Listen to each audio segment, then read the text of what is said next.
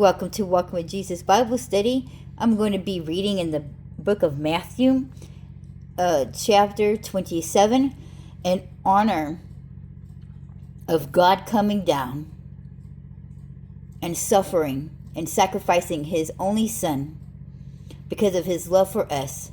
We're going to be reading Jesus' crucifixion. So not only will I be reading along, I will show pictures to help with a visual aid so that we can truly understand how much he has sacrificed and how much he loves us. So this one is going to be, because I'm going to do Matthew, Mark, Luke, and John. But this is Matthew, and we're going to be starting in chapter 27. When the morning was come, all the chief priests and elders of the people took counsel against Jesus to put him to death. And when they had bound him, they led him away and delivered him to Pontius Pilate the governor. Then Judas, which had betrayed him, when he saw that he was condemned, repented himself and brought again the 30 pieces of silver to the chief priests and elders, saying, I have sinned in that I have betrayed the innocent blood. And they said, what is that to us? See thou to that. And he cast them down, the pieces of silver, into the temple, and departed, and went and hanged himself.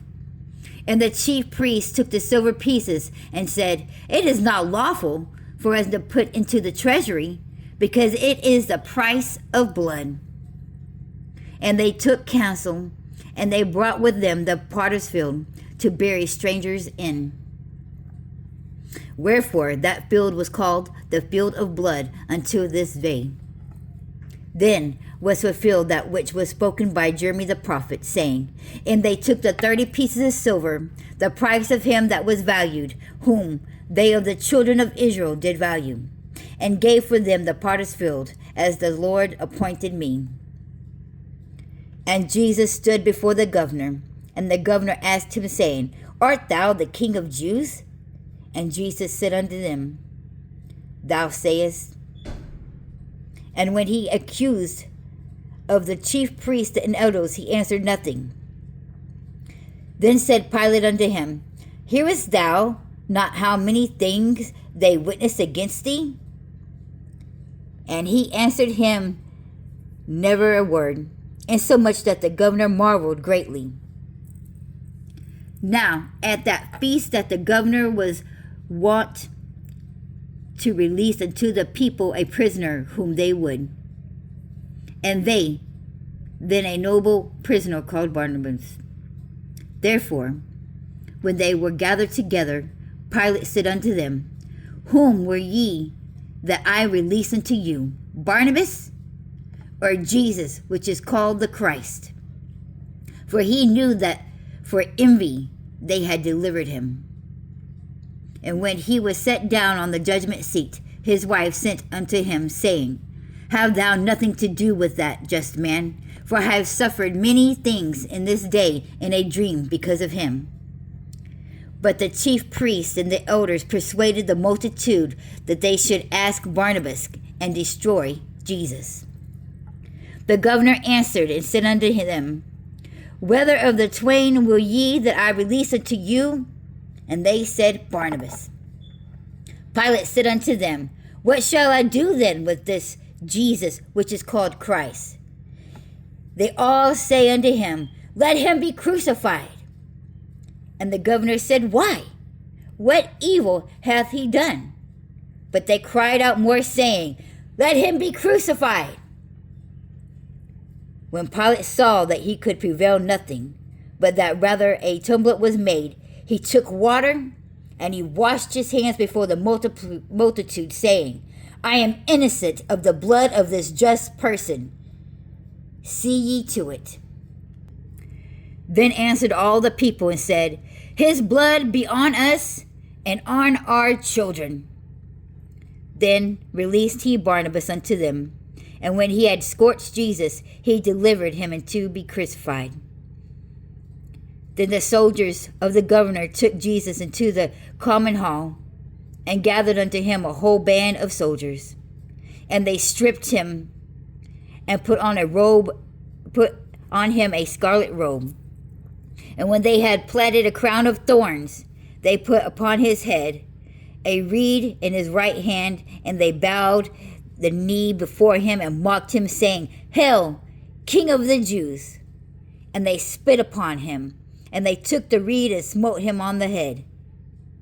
And after all that they had mocked him, they took the robe off of him, and put his own raiment on, and led him away to be crucified.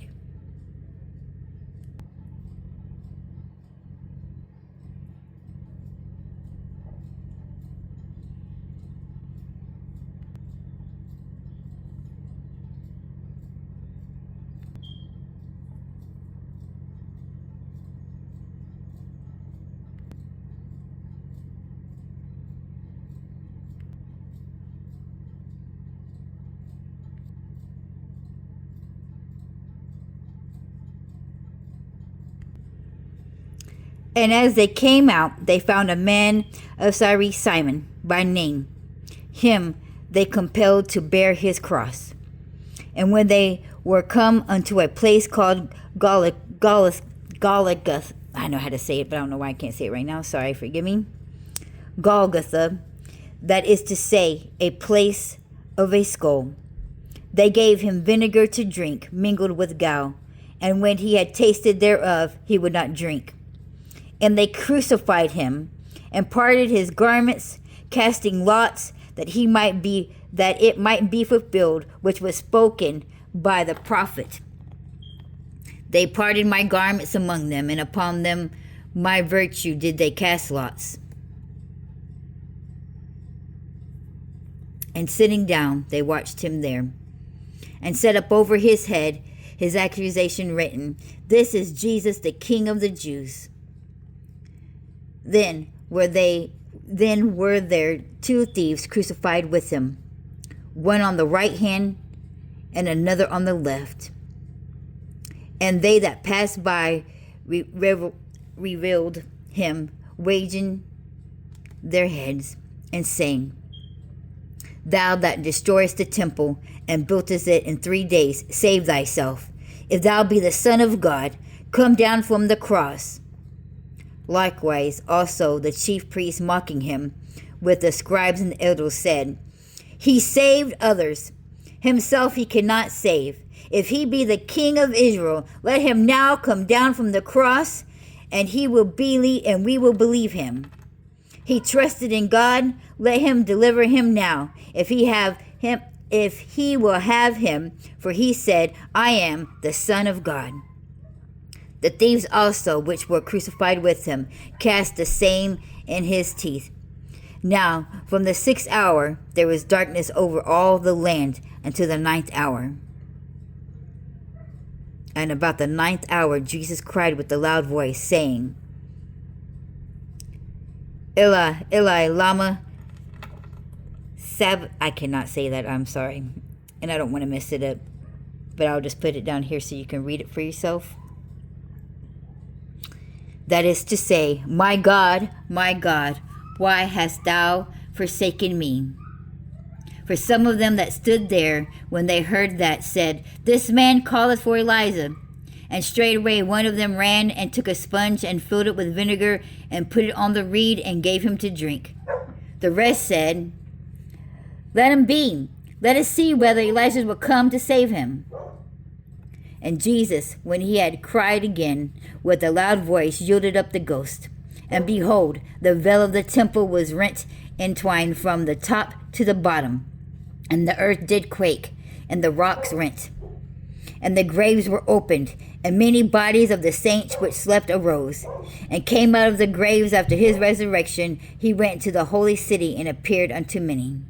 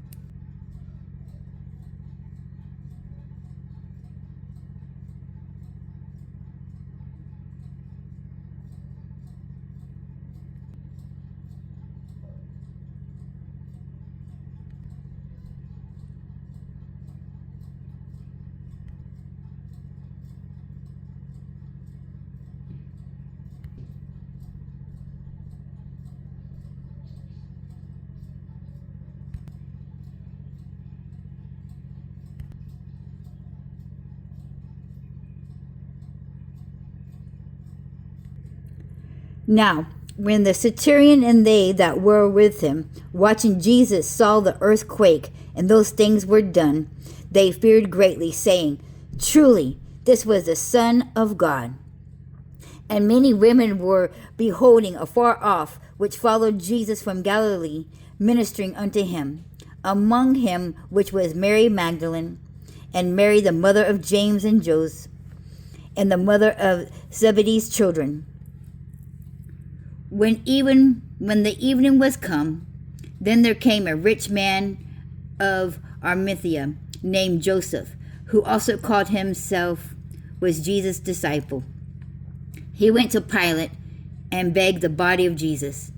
Then the Pilate commanded the body to be delivered.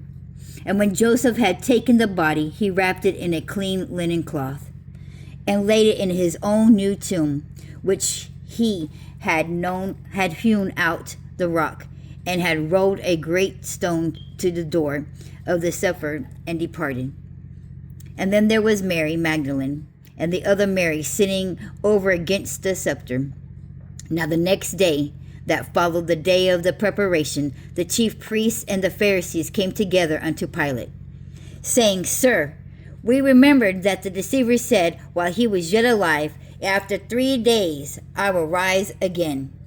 Command therefore that the scepter be made sure until the 3rd day, lest the disciples come by night, steal him away, and say unto the people, He is risen from the dead. So the last error shall be worse than the first. And Pilate said unto them, Ye have a watch. Go your way. Make it as sure as ye can. So they went and made the scepter sure, sealing the stone and setting a watch. And now we begin in chapter 28. And in the end of Sabbath, as it began to draw toward the 1st day of the week, came Mary Magdalene and the other Mary to see the sepulchre. And behold, there was a great earthquake, for an angel of the Lord descended from heaven, and came and rolled back the stone from the door, and sat upon it. His countenance was like lightning, and his raiment was white as snow. And for fear of him the keepers did shake and become as dead men. And the angel answered and said unto the women, Fear not, for I know that ye seek Jesus, which was crucified. He is not here, for he is risen. As he said, Come, see the place where the Lord lay. And go quickly and tell his disciples that he is risen from the dead. And behold, he goeth before you into Galilee. There shall ye see him. Lo, I have told you. And they departed quickly from the sepulchre with fear and great, and did run to and bring his disciples word. And as they went to tell his disciples, behold, Jesus met them, saying, Ah, hail! And they came and held by him by the feet, and worshipped him. Then said Jesus unto them, Be not afraid. Go tell my brethren that they go into Galilee, and there shall they see me. Now when they were going, behold, some of the watch came into the city, and showed unto the chief priests all the things that were done. And when they were assembled with the elders, and had taken counsels, they gave large money unto the soldiers, saying, Say ye, his disciples came by night, and stole him away while he slept. And if this come to the governor's ears, we will persuade him and secure you. So they took the money, and did as they were taught. And this saying is commonly reported among the Jews until this day. Then the 11 disciples went away into Galilee, into a mountain where Jesus had appointed them. And when they saw him, they worshipped him, but some doubted. And Jesus came and spake unto them, saying, All power is given unto me in heaven and in earth. Go ye therefore and teach all nations, baptizing them in the name of the Father, and of the Son, and of the Holy Ghost, teaching them to observe all things whatsoever I have commanded you. And lo, I am with you always, even until the end of the world. Amen.